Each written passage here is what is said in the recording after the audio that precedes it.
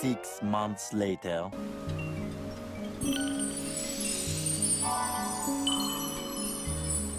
Get on with it. Yes, get on with it!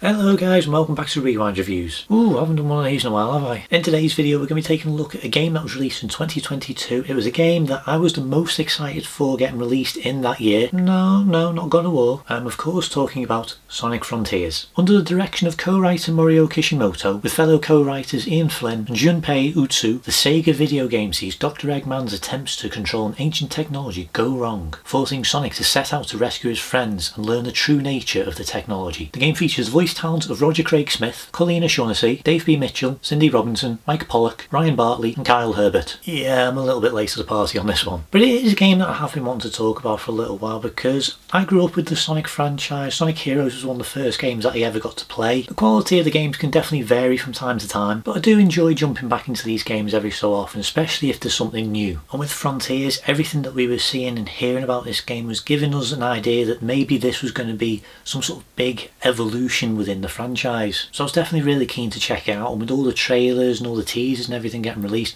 I was really curious to see what it was that they actually had planned. I was actually excited enough about this game that I did actually pre-order this, and I ended up getting a steelbook version of it. So actually one of the things that you actually get if you pre-ordered this game was like a little bit of a boost on all the seeds that you're supposed to go and discover within the game. So it was actually kind of cool getting like a little bit of an extra boost just before you actually get to play it. Never actually had the steelbook before of anything, so that was kind of cool. It does mean that I do now have an empty plastic case with Sonic Frontiers on it, and I have absolutely no idea what to do with it. Anyway, so eventually I did get the chance to sit down and actually play the game all the way through, and these are my thoughts. So just before I progress any further, one thing that I do need to say is that all the clips that you're going to see in this, all the game footage, was recorded by me on my PlayStation 4. I have definitely been looking into getting a PS5, but they are still really hard to get hold of and they are ridiculously expensive. It's been out a few years as well, so I would have expected the price to come down by now, but no, they're still quite high. So I'm just thankful that there are still a few PS4 games getting released, which very unfortunately is going to stop very soon. Okay, let's move on. And I will be going over some spoilers for this game, so if you have no knowledge of this game and you still want to play it without any prior knowledge whatsoever, I'd advise skipping this video. So one of the biggest things that a lot of people were talking about prior to this game getting released, especially when it comes to all the people involved in the creation of it,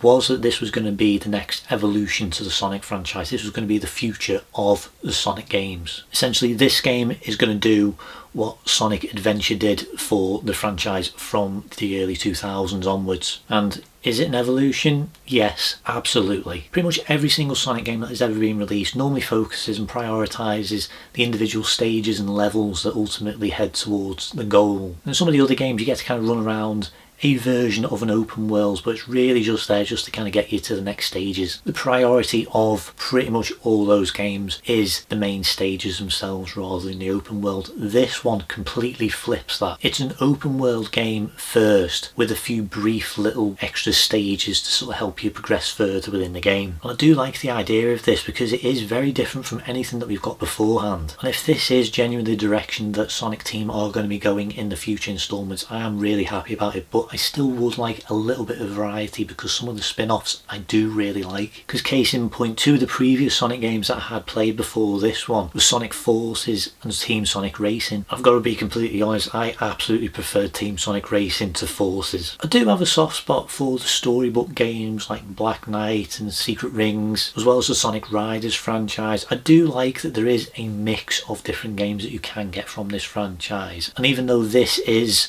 the next evolution, this is what all the future games are going to take as blueprint for what it is that they are going to do, I still would like a mix of different games. But when it comes back to this game, the biggest change that I've actually noticed is the story. It's a little bit more of a mystery rather than just a straight up adventure story trying to stop Eggman from taking over the world. There are definitely still a few elements like that within the game, but this is a very different story altogether. And tonally it feels a little bit darker, to be honest, and a little bit more moodier, and I actually quite appreciate that because this really does feel like the characters are kind of mature, and the setting really does add to that. It's definitely one of the longer games that I have played when it comes to the Sonic franchise. I think the longest one to me was probably Sonic Unleashed, but I feel like it is just the right length, just so you can get enough characters, enough stories, enough adventures, enough mixture of things that you need from this. And the mysteries that are within this game are definitely intriguing, but they are very predictable. I do like that it starts going into the backstory a bit more of where the Chaos Emeralds come from, where the Master Emerald comes from. These are things that I thought that they'd never really sort of touch on because they're just sort of like this mysterious, mystical items. So I really do like that has been addressed in this. I did see the short that was released online which featured Knuckles basically trying to uncover what was going on, and he ends up getting sucked into cyberspace,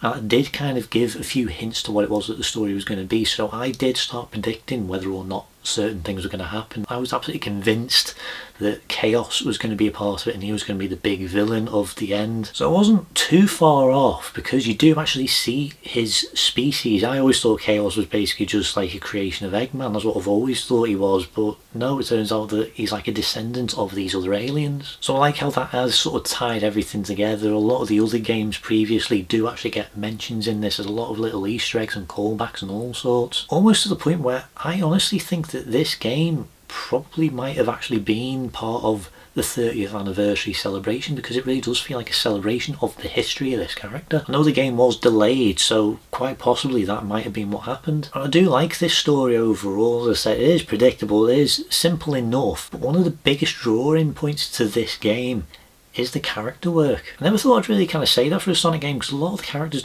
tend to be quite two-dimensional, but like this one actually does give them a bit more depth. It really delves into their relationships, the way that Sonic's relationship is with Amy is sort of like a brotherly bond that he has with Knuckles, as well as the sort of sibling mentor relationship that he has with Tails. It is really well done, and that's the reason why this does feel like a proper evolution to the franchise, because it's allowing the characters to actually grow up. When it comes to the voice acting, it is actually really good in this one. Some of the cast is from previous games and they are coming back to revoice those characters in this one, but there's some newer voices included in this one, most obvious being Roger Craig Smith. As far as I'm aware, he has voiced Sonic in the past in previous games, and even I think the Sonic Boom TV show, but he sounds a lot deeper in this one. This is a very different voiceover for Sonic, and it is odd hearing it because it is so different from what we've heard before. It does still have the attitude that he normally does have, but it does feel a lot more deeper and much more mature, and I do like that. And I'll admit that initially it was a bit off-putting, but eventually you do start getting used to it, to the point where by now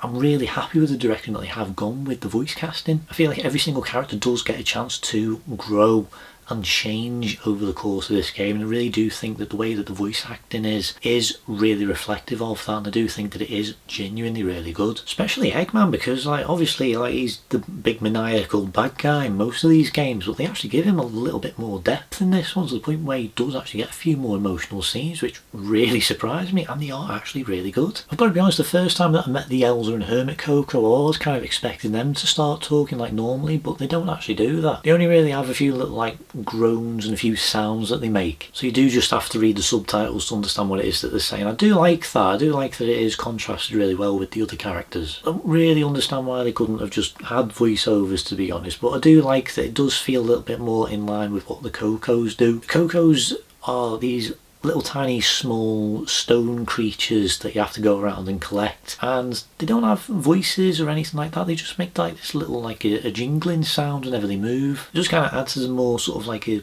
soothing sort of tone that a lot of this game really does have, especially when you are exploring these islands. So I do like that, and I definitely prefer that than the possibility of the idea that every time you go past one, all you can hear is them going, "You're right, Sonic lad." So it is a nice pleasant sound. So I talked a lot about the story and the characters now, but what is it that you actually do in this game? Well, quite simply, this is a gigantic scavenger hunt. There's a grand total of 5 different islands that you get to explore. Each one of them's got a very different look and style, and all you have to do is collect items in order to upgrade yourself or to gather Chaos Emeralds, which are the big things that you are looking to get. So the things that you can collect in this game include the Seeds of Power. You can get either red ones or blue ones. They both help to sort of upgrade your power level and overall defense. And then there's the Cocos as well, which when you gather them, you take them all to the Elder Coco, and he's able to boost up both your speed and ring capacity, which takes forever. Look, I know in a recent update they have actually fixed this, so you can actually just take all the Cocos and you can literally just do it all in one go. But the version of the game that I played twice basically meant that I had to spend like about an hour using these things to boost up my skills, and it just took so long. So I am really glad that they have updated that and they have fixed it. But anyway, what other things can you collect? There's purple coins scattered around, and there's a little event that happens when there's a system where it revolves around day and night. So the longer you spend within the environment, day turns into night, and if you hit it on just the right night, there's like this little meteor storm and all these stars start raining down, and if you go and collect them, it starts doing like a little bit of a roulette wheel. So when you collect enough of these stars, if you get 3 in a row, it'll give you hundreds of purple coins. And what those coins do is you can take them and you can go and find a little fishing spot. Yes, there is fishing in this game. Honestly, as soon as I met Big and he says, hey, would you like to try fishing? And then you've got to start doing it, I just had these really traumatic Sonic Adventure flashbacks. But I think this is definitely a bit more of an improvement over that one. Like, you don't have to completely rely on doing the fishing to actually complete the levels. Like, you can actually do that. There is actually a little bit of a cheat way of getting around it. If you have enough purple coins, you can buy pretty much every single thing that you need and then just continue the story from there. So it is kind of a cheat way of getting around it all, but it is a lot more satisfying if you do go and explore the islands. And there is a lot of varieties of different fish and all sorts that you can get, and honestly I spent quite a while actually doing this, and one of the things that did sort of make me smile a little bit was just seeing all the junk that you could get. Like, you get all the different fish and all sorts, and then I pulled out an alligator, and then I pulled out a hammerhead shark. And part of me is wondering what the hell are they doing in this little tiny lake. But then you start pulling out springs and treasure chests and tyres and all sorts, and genuinely you're like, what has gone on in here? But yeah, as I said, it is definitely an improvement over those levels in Sonic Adventure, especially with the fact that it is optional, so you don't have to do it unless you want to. There is also the option of doing meat grilling, and I don't really understand why, but it is one of the things that you can do within the fishing arena, and it is quite funny trying to actually do that, especially when it comes to the music. That is actually quite a nice little theme. I'm not entirely sure if that's part of the Monster Hunter DLC or whether that's just a part of the game, but it is just a nice little addition in this apart from the fishing. And then coming back to the collectibles, there's 2 other things that you can actually get in this, and they are the memory tokens, which you use to help progress the story a little bit further, because one of the things that you have to do is you have to go around and you have to find Amy, Tails and Knuckles, and these memory tokens not only unlock their accessibility, like they are stuck in a place called Cyberspace. The memory tokens help get them out of it, and then you can use those tokens to progress the story further, because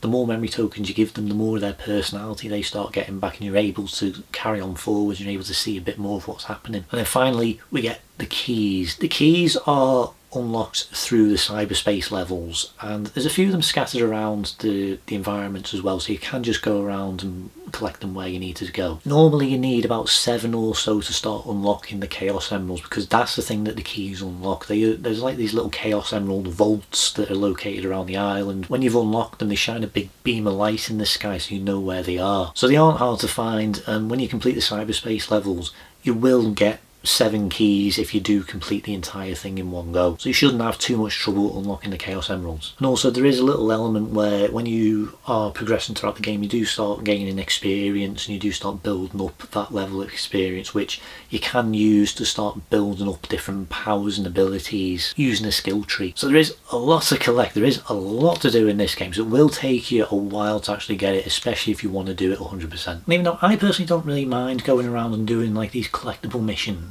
I mean, I will admit I am one of the few people who actually doesn't mind doing the Riddler trophies in the Arkham games, but I did start finding it a little bit repetitive actually doing the same thing again and again and again, because the 5 islands that you get to visit within this game, 4 of them are the exact same when it comes to what it is that you've got to do. You've got to collect all these different things in order to progress to the next bit. There's only one island that provides any sort of variety, and that's the 4th one. And I've got to be honest, When I'd finished the 4th island and I knew that the 5th one was coming up, I thought that the 5th island was just going to be like the straight up boss battle and that was really going to be it. So imagine my surprise when it turns out that not only is it a bit bigger than that, but you've basically got to do another bunch of collectible missions. As I said, I don't mind doing them, but it just got to a point where it was starting to get a bit like, okay, we've done this, can we just do something a bit different? It can go on just a little bit too long, and I feel like sometimes it could have been shortened down a little bit, especially since it felt like the story was starting to wind down. So that for me is definitely one of the bigger negatives of this game. It can get very repetitive. So when it comes to the locations in this game, as I said, there are 5 different islands. These places are these huge areas,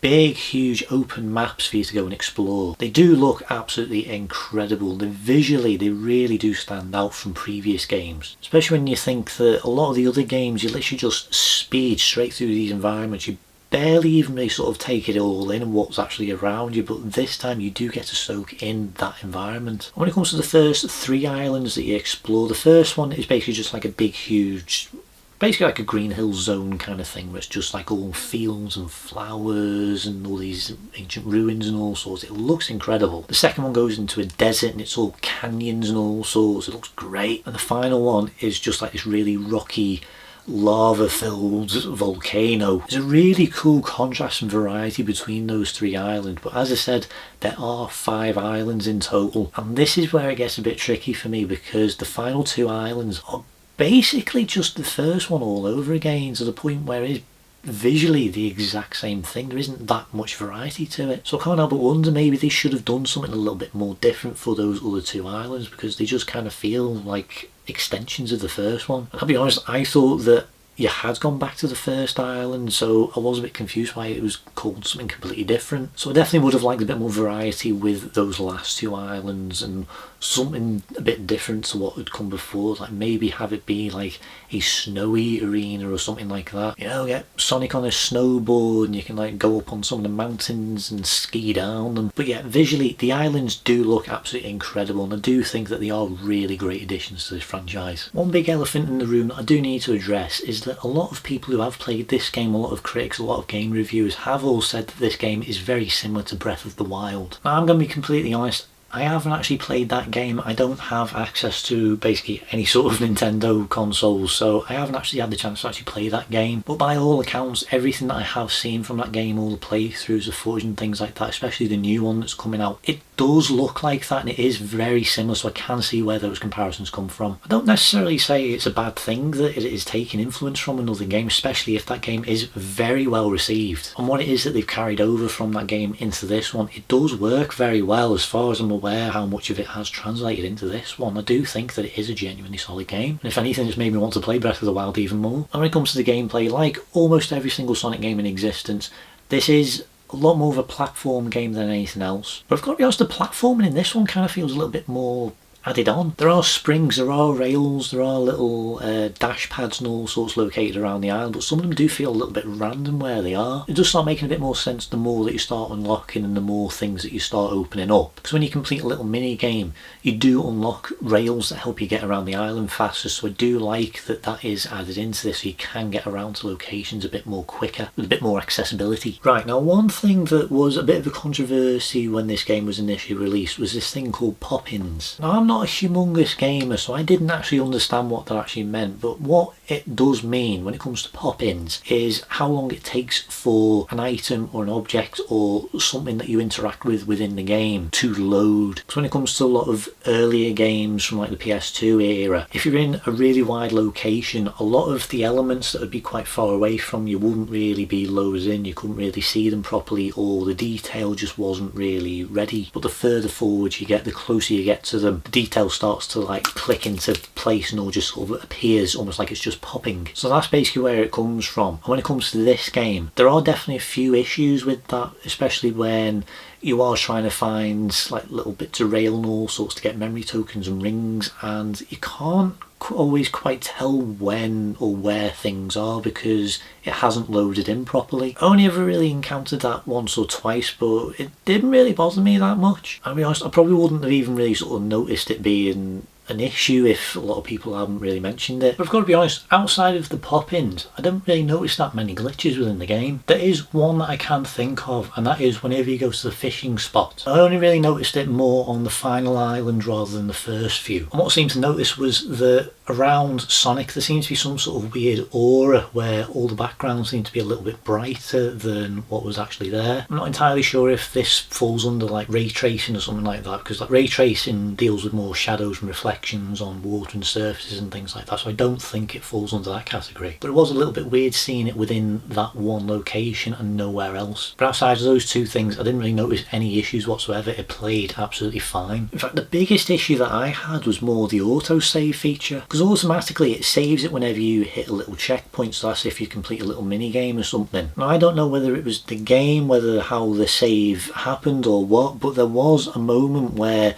the autosave didn't really work very well for me and I had to redo quite a few things. So my default way of saving this game was more manual saving, even though an autosave might have just happened. I just thought, just in case, do a manual save. So I do think having the option of doing a manual save was actually a really good idea for this one, because that really would have frustrated me if I had to constantly keep redoing stuff. When it comes to the animation and the cutscenes, honestly they are mostly pretty good. It's not meant to be very realistic, it is definitely meant to be more of a cartoon. I do like that it does try and stick with that as much as it can, but I do like how the textures are getting a little bit more detailed and there is a little bit more on screen. But when it comes to more of the stuff actually in game when the characters are moving, I think Sonic's animation is absolutely great. I think it's definitely one of the best versions of him. The other characters don't really do an awful lot whenever they are just kind of like standing around. Like I feel like they could have done something a bit more imaginative. But one thing that I did think that was actually pretty cool is the sort of static effect that all the characters do have whenever they are in cyberspace mode, because they sort of like appear as like these blue ghosts, but they've got like this sort of hologram sort of look to them. They're like sort of like jagged and things like that, and yeah, it does actually look pretty cool. But one little detail that I do quite like, and it was kind of the thing that really sort of made me appreciate what was going on within the game a little bit more, was that as Sonic is progressing through this environment, the more he's unlocking, the more these titans he's defeating, he starts getting corrupted from cyberspace. And within the cutscenes you start seeing the effects that it's having on him physically, but within the game you don't really get much of that outside of his movements. And as you see with each location that he goes to, it is taking a bit more of a toll on him, to the point where he starts looking a little bit more exhausted, and when he starts stopping and standing still, that changes after he's done all these big events. And I do like how that is. It does really sort of help sell that something is happening to him. So it is a really cool little detail, and I do like that it is incorporated in this. And when it comes to the actual gameplay of it, it is definitely a little bit different from what we have had previously. As I said, this is a lot more of an open world game rather than just focusing solely on actual courses. So his movement has changed. It is definitely a little bit more different than what we have seen before, because this isn't just as simple as just going forwards and going left and right whenever you need to. Like, he does turn, there's a lot of different movements that he can make, so his agility is definitely improved a lot more. It does take a little bit of getting used to, especially if you are very familiar with older Sonic games, but it is relatively quick to pick up. There's also two different styles that you can really kind of choose from when it comes to the actual gameplay content that you want. One of them's more combat oriented, so it's a little bit slower, it gives you a bit more freedom to kind of do things, and then the other one is speed, so it prioritises actually moving a bit quicker, which was a very interesting experiment for me, because I started doing the combat version first because I just felt like maybe this would be a better way of easing myself into this version of the game. And then once I'd completed that, I decided I'll check out the other one, just see what that's like. And I didn't realise just how fast you actually can move, to the point where I just went straight off one of the cliffs. So it does take a little bit of getting used to on both styles. So I feel like if you are more experienced, I feel like definitely give the speed version a go. But I feel like if you are only really sort of getting into this game for the first time, or getting into Sonic in general, I feel like combat might be a bit more up your street. I'll be honest, when it came to the different modes that you can choose from, part of me actually thought that maybe there was going to be a bit of an advantage when I started doing the speed version, because one of the encounters with one of the bosses actually involves you running away from like this big discus thing that's getting thrown at you, and you have to run really fast along this platform. And when I first did that, I was on combat mode and I actually really struggled on it. I was quite experienced by that point in time, so it was getting getting a bit frustrating that it just wasn't playing ball and I just couldn't really do it right. So the second time I played it and I was on speed mode, I assumed that I might be able to actually just walk that no problem, but I had the exact same problems with that version, so it doesn't really give you any more of an advantage or disadvantage depending on which mode you choose. And when it comes to the combat's something that's very different from what we've ever seen before in a Sonic game, and honestly it's a great idea. It's a little bit more cartoony than how he is when he's running around, but it takes full advantage of his speed, especially with just the motion that it does. There's also little combos and elements that you can do, and you can like mix things together so you can start doing like these really mad combos, and his movement in those sequences is really good. It definitely feels like a really good adaptive version of Sonic. This does feel like what he would be. And the more stuff that you start unlocking through the skill tree, you do start feeling a little bit more powerful. Some of the attacks do feel a little bit more aggressive. I mean, you do still have like the basic homing attack, which is kind of switched around from what they normally do in a lot of the Sonic games, which normally is just a double jump to do, but in this one it does the exact same as they did in Sonic Unleashed, where you have to jump and then hit the attack button to do it, which to me does make a little bit more sense. But when you are so familiar with doing the double jump to do it, it can be a bit frustrating when he's not doing it. So that's one of those things that I say it does take a little bit of getting used to if you haven't really done a Sonic game like this before. And there's one new addition that they've actually added into this, which I honestly kind of hope that they do kind of carry on going forwards, because I do like it, and that's something called a Psy Loop, which for us playing on the PlayStation is if you hold the triangle button and when you start moving it kind of gives off like this beam of light behind Sonic, and what you can do is you can use it to like run literal rings around opponents or around the location in general, and you can use it to gain rings, you can use it to uncover hidden items. Some of the enemies you come across use shields, so it's a really good way of actually removing that shields and actually just being able to attack them. It is a really cool thing to add into this, and I really do like that it is something that sort of borrows elements from previous Sonic games where you could do like the whirlwind sort of attack from like Sonic Heroes and onwards, but it's adapted it into this cyber oriented game for this one, so I do hope that we do get something like that in the future of Sonic games. And how we go on to the bosses, there is a huge variety of bosses in this game, and they all feel very different depending on what location you're in. The mini bosses I felt were a little bit more trickier to actually go up against than some of the bigger bosses. Each one of them requires a very different style of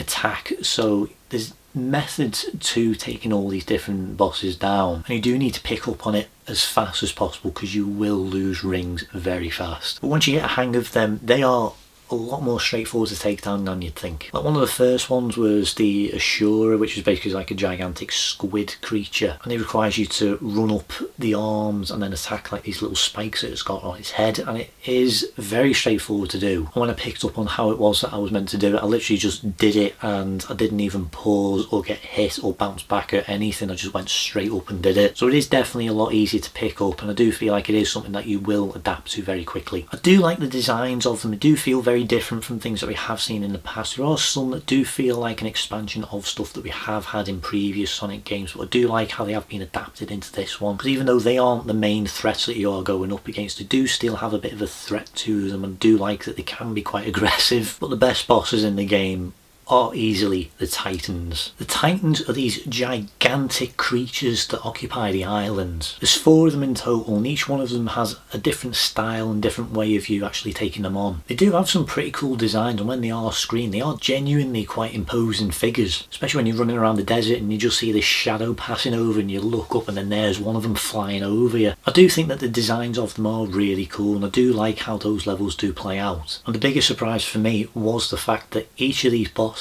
are Supersonic battles. Supersonic has a proper presence in this game, to the point where what you are basically doing, because you are collecting all the Chaos Emeralds, you become Supersonic at the end of every island adventure. And these are easily some of the best Supersonic levels that have ever been developed. He feels so much more powerful than ever before. They're almost on the level of things like a Dragon Ball episode, with the way that you're literally able to fling these giants around. There's even one of them that uses a sword and you basically like slice it in half. Pretty violent for a Sonic game. I love it. Those levels genuinely are absolutely amazing. I love the power set that you have. I love how they're staged. I love all the little tricks and everything you can include, and the way that they are a little bit different from each other. That Giganto fight, the first bit big boss of the game, honestly is one of the best boss levels of any Sonic game I've ever played, especially when that music kicks in. And don't worry, I will talk about the music a little bit later on. I've got to be honest, when it comes to the bosses in this game, they do remind me an awful lot of a lot of the levels from Shadow of the Colossus. Even though there's not really as much like puzzle and strategy that goes into defeating the bosses within the Shadow of the Colossus game, it did kind of have that sort of feel for me, albeit with a slightly more rock, heavy metal oriented soundtrack. I think the best way I could probably describe this is, what if Shadow of the Colossus had the Metal Gear Rising soundtrack? That definitely went through my head a few times playing this. But those boss fights, they genuinely are absolutely incredible. I think they are some of the best additions to this game. Now there is one more boss that is included in this game, and that is the end, which is the final big boss. It's basically like Ego from Guardians of the Galaxy, where it's just like a gigantic planet heading towards Earth, and you're working as Supersonic with the Titans trying to fight this thing off. And in regards to the story and the dialogue and everything, I do think that it is a fantastic boss, and I think it is a really great way of capping this game off. But in terms of the gameplay for it, it absolutely pales in comparison to those Titan fights, because it isn't even like a proper fight. It is basically just another Space Invaders level, and I wasn't really a big fan of that stuff, to be honest. So it's not really as much fun trying to take this thing down as a lot of the other bosses were, and especially because it does take a little while to go through, and if you get hit too many times you have to start the entire thing again, and it does take a little time to sort of get through it. It is funny that there are a lot of little mini games that are sprinkled throughout this game where it comes to unlocking a certain part of the island or one of the computers so you can access cyberspace, because you have to go through like a little arcade game in order to do it, and that involves things like Space Invaders and pinball. I don't mind those additions overall, but they do feel a little bit out of place when it comes to what you're getting up to in all the other levels. I know this does feel like a very big celebration of the Sonic franchise, because I do feel like this was meant to be coming out on the 30th anniversary, so that is probably why they did go the pinball route. But like the final boss, like the end, it does feel a little bit too much, to the point where it does go on just a bit too long. So maybe having it being more like an optional mini game might have actually benefited it in some way. But yeah, when it comes to the boss levels in this game, the Titan levels are absolutely fantastic. They are some of the best Sonic boss levels I've ever played. One of my all-time favourite Sonic bosses is Dark Gaia. I played that on both the PS2 and PS3. They're very different ways of actually going about beating that boss, and I won't admit just how long it actually took me to actually go through him on both versions. But it was one of the most satisfying experiences when I finally did beat him. And these Titan bosses are on par with that. But when it comes to the final boss, the end, I just don't think that that is anywhere near as good as it could have been. Okay, now we're going to get onto the controversial bit of this game. This is probably the biggest negative for this game. It's the one thing that a lot of people were really excited to see what it was that they had in store. And that is the cyberspace levels. Dotted all around the island are all these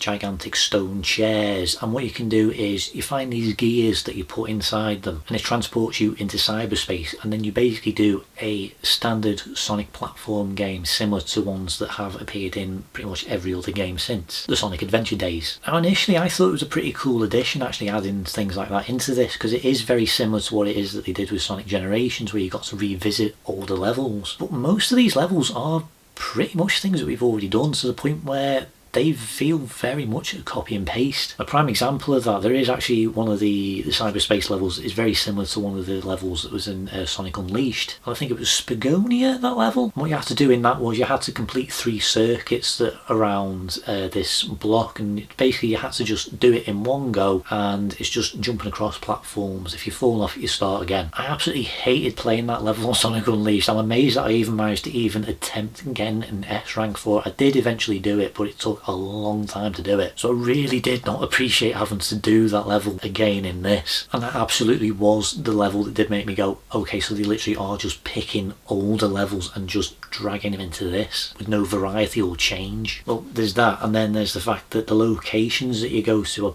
basically the exact same as well. You get to go to Green Hill Zone, you get to go to Sky Sanctuary and Radical Highway, so I just feel like there isn't really much of a variety with those sort of levels. I feel like you really could have explored so much of Sonic's history in those levels. As much as I praise the controls when it comes to Sonic in the open world stuff, The controls within these cyberspace levels I found really tricky. They don't really seem to respond as well as they really should have, to the point where there are levels where you have to try and drift around corners and you can't really do it, to the point where Sonic will literally just run straight off the end and you can't even really sort of like fix it or correct it. And I did find it a little bit strange that compared to how fast Sonic is moving in the open world as well, he just feels really slow in these levels, to the point where you can literally just walk around the loops with absolutely no problem whatsoever. So I just don't understand what it is that happened with those levels, because they just feel off. There is absolutely a lot of potential for what you could do with these levels. Some of those levels can genuinely be really tricky to do anyway, especially because you are against the time, you've got to collect a load of red stars which do absolutely nothing. I would have thought that maybe they would have like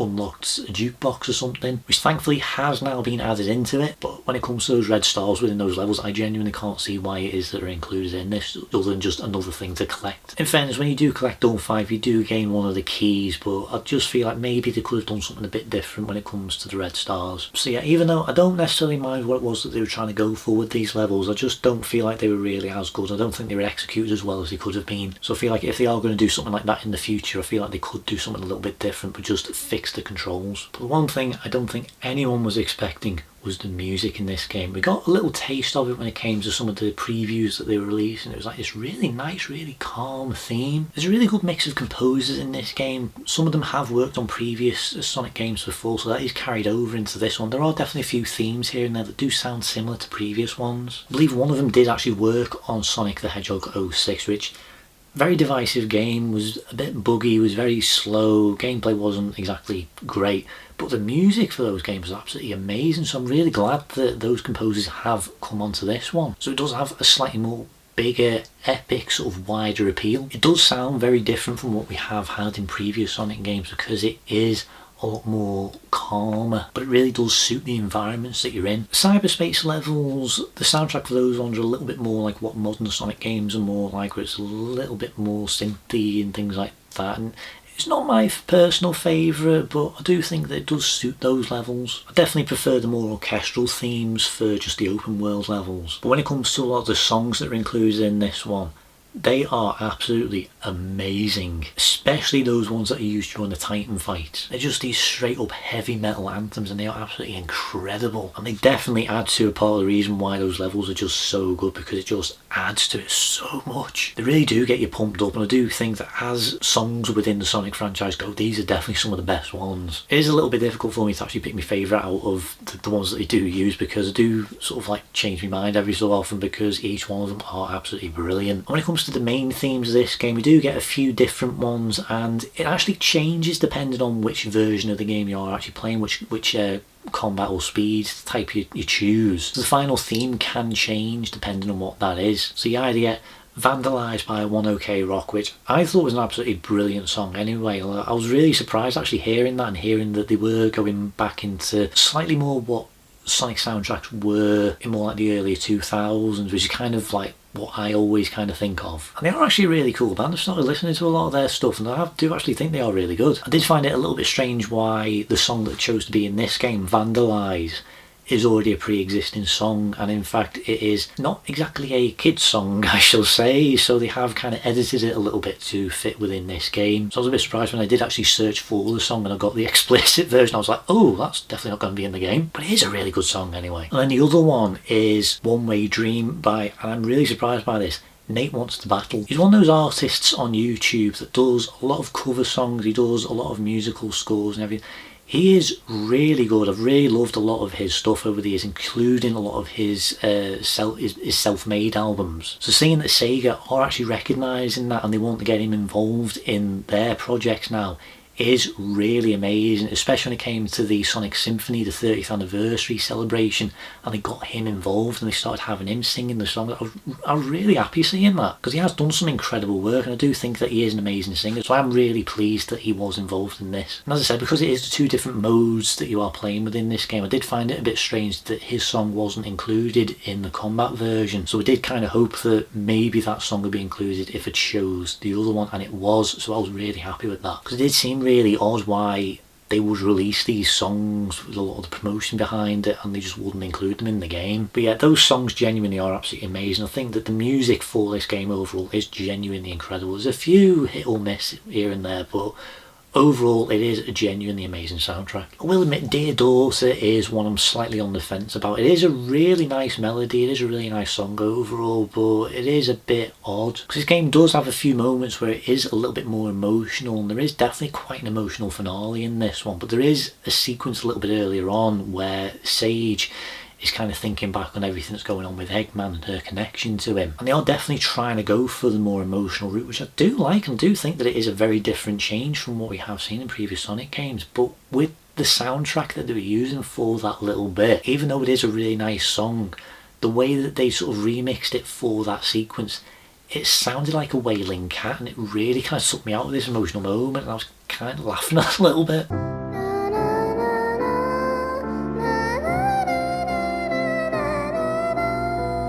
I know it is really harsh of me to say that, because as I said, it is a really nice song, but when you're watching all this emotional stuff playing on screen and all you can hear in the background is it kind of takes you out of the moment. So I'm definitely a bit split on that song, but as I said, overall the soundtrack is genuinely amazing. It is really worth listening to if you've never heard it. So overall, Sonic Frontiers, honestly, this is a great addition to the franchise. I think this is a very well made game. It is a little bit buggy. There are definitely a few moments where it can get very repetitive, and it can get a little bit stressful trying to redo things over and over again. And as I said, the cyberspace stuff could do with some fixing, but honestly, the story, the character work, the open world settings, everything about it, the locations, it is a genuinely well made game. It is a really great addition to this franchise, and it is genuinely worth a play if you haven't had the chance to do so. As I said earlier, this is said to be the next evolution of Sonic games, with this being the blueprint of everything that they're going to do going forward, so I am really happy that we are going to get more stuff like this in the future. I did find it fun. I did find myself getting drawn back to it a lot. You know, there aren't that many games that I will willingly just go out of my way just to kind of put on in the background, just sort of like replay little bits here and there, but this is one of the ones that I did want to keep doing, so I did enjoy it overall. But all that being said,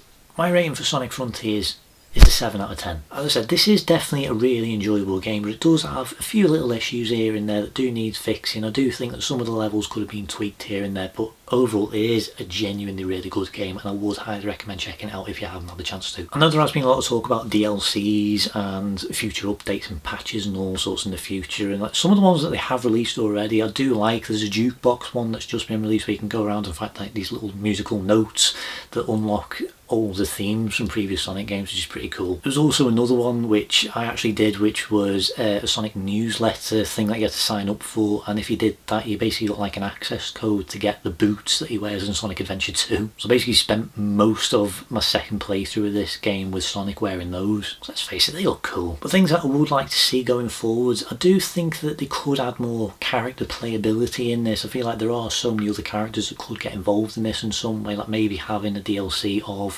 what Amy was getting up to, what Tails was getting up to, what Knuckles was getting up to, and just have like a few levels with them. I also feel like there are a lot of other Sonic characters that you could involve in this, and I think would fit very well within the narrative that this story is trying to do, like SBO and Team Chaotix. I think Shadow would be pretty cool, and Rouge. I also reckon Silver and Blaze might actually be really good additions to this. There is definitely a lot of possibilities for what you could do with not only this but future installments as well, and I do think that those ideas could be explored. It really was a good game, and I really did enjoy it, so I am really looking forward to seeing what it is that they have in store in the future. So that is pretty much everything I've got to say for today's episode. This might be one of the longest ones I've done in a little while. I haven't really done a game review in a little while. I have been meaning to do more of these, but it takes a little bit longer for me to actually play through a game and actually get one of these videos out. I am playing a lot of other games at this point in time as well, things like Resident Evil, the remastered version of the very first one. I'm playing Spyro Reignited, which just absolutely blast from my childhood. I'm also trying to chug through Ghostbusters and Bloodborne, which isn't really going very well, but